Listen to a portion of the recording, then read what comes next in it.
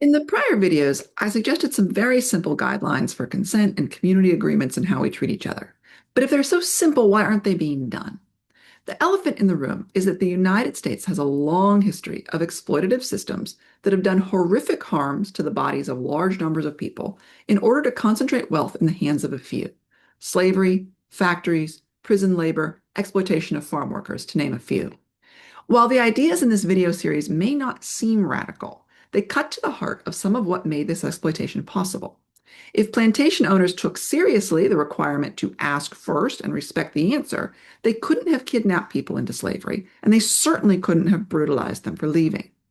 If European colonists had to solve their problems without lashing out, then it would have been harder to come up with rationale for massacring indigenous people and stealing their land. If white women routinely practiced setting boundaries and having them respected, it would be harder to persuade them to support violently enforcing race and gender segregation as the only way to stay safe. When you're doing this work, it's important to recognize that you are doing so in the context of generations of storytelling about why certain people deserve to be hurt in order to spare other people even minor discomfort. While no one characteristic fully explains everything, racism, sexism, ableism, ageism, classism, etc., interact to push people toward the top of the social hierarchy or toward the bottom. This has profound impacts because in any social hierarchy, harm flows downhill and empathy flows uphill. People lower in the hierarchy are more likely to experience more harm and more severe harm. But it's common for even significant physical harm to them to be judged to be less important than harm to the reputation, status, or career of someone higher in the hierarchy. Even the idea that higher status individuals should have to constrain their fun by thinking about whether it will hurt other people can receive a surprising amount of pushback because the elaborate set of justifications for why there's no need to do that is the glue that keeps exploitative systems in place. When you're making these changes, you're not just establishing one little norm, you're starting to unravel the entire exploitative system. And to do that, you're going to need some additional competencies. Because up until this point, we've talked about things as if everyone is interacting on more or less an equal playing field. And that's not true. Biased assumptions about people's intentions, abilities, and preferences are common, as is reacting differently to the same statement based simply on the identity of a speaker.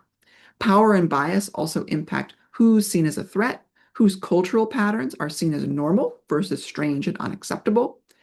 Even something like what counts as a problem, or something as simple as negotiating how to have fun at a noise level that works for everyone can get thorny. You can also run into situations where you may be trying your hardest to have fun in ways that work for everyone, but you're dealing with someone for whom the fact that you exist is what isn't working for them. In the prior videos, we focused on the second part of these two main norms that we work with, your responsibility to not lash out and to respect other people's desires. But what bias can do is attempt to close off all possible ways to do the first part. If we don't want someone to lash out when being bullied, for example, we also have to make sure that there are other ways to solve the problem and to do so successfully. At the same time, we also have to recognize when bias affects people's definition of what a problem is and what problems need to be solved. Enormous harm has been done in America, for example, when certain people simply existing in a public space was defined as a problem.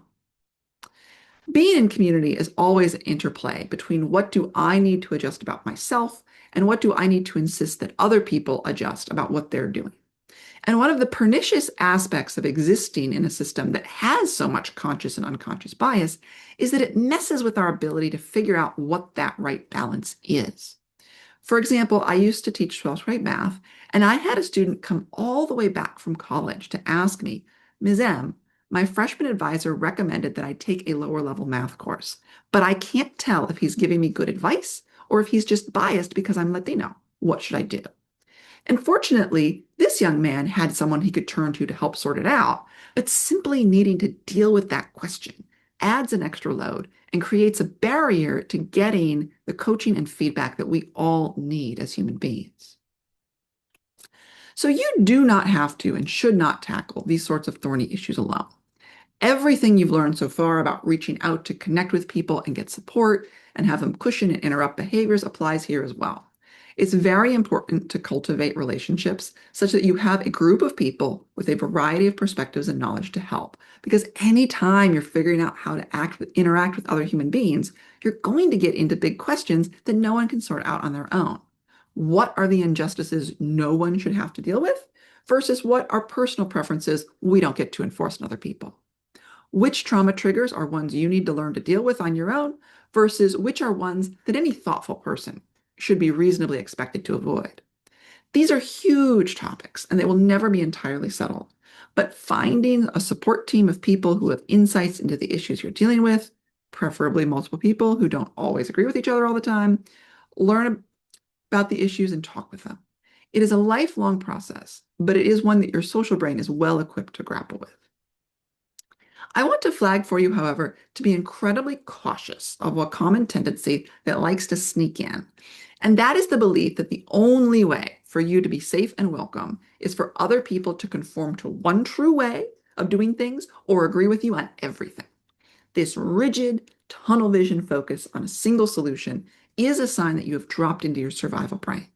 Not only are you unlikely to get what you really want, but this is also the state in which you are most likely to do harm to others. Most people who are bullies don't think they're bullies. And everyone, including you, can do harm. What makes you less likely to fall into that is staying in the connection, curiosity, and creativity of your social brain and having a certain level of humility and self-reflection. It is common for people who are doing harm to try to make themselves out to be the victim. And it is also common for people who have been victimized to use that as a justification for doing harm. Again, there is no substitute for having people around you who you can trust to help you figure out the complexities, because everyone is vulnerable to being caught by this. The good news is that once you have that team in place, not only can they help you sort things out in individual situations, they can also help you change the underlying conditions that are contributing to people looking for someone lower in the social hierarchy to bully in the first place. Undoing things like racism is the work of generations, but we can decrease the likelihood that someone will reach for it as a tool to do harm, and that can be done much more quickly. Join me for the next video where we'll talk more about that.